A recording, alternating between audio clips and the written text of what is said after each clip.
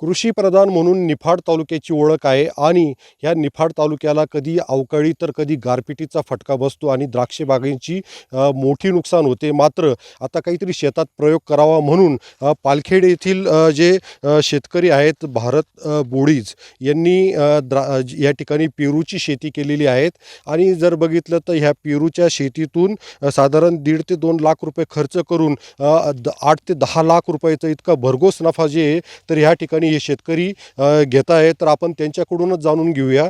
मला हे सांगा की तुम्ही कशा पद्धतीने ही पेरूची शेती करतात, किती झाडांची लागवड केलेली आहेत आणि तुम्हाला कसं उत्पन्न मिळतं आहे? आम्ही एकरी 1000 झाडांची लागवड केली आहे 10 बाय 4 फुटावर आणि त्यानंतर 6 महिने पहिले आम्ही झाडाची त्याची डेव्हलपमेंट करून घेतली.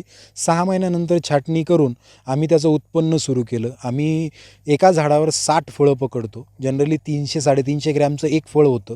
त्यामुळे एका झाडावर 20 किलोचा माल निघतो. पूर्ण जर 1 एकराचा हिशोब केला तर जनरली 20 टनापर्यंत माल निघतो आणि 50 रुपये जरी ॲव्हरेज भाव पकडला तरी 10 लाखांपर्यंत उत्पन्न होतं.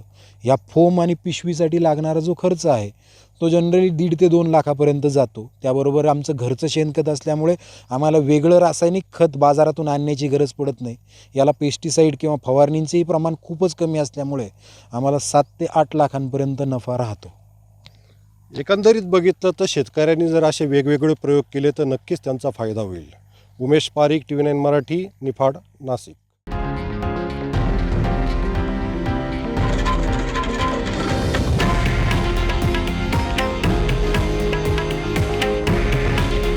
हे आहे देशातील नंबर 1 न्यूज नेटवर्क आणि आपण पाहत आहात TV9 मराठी.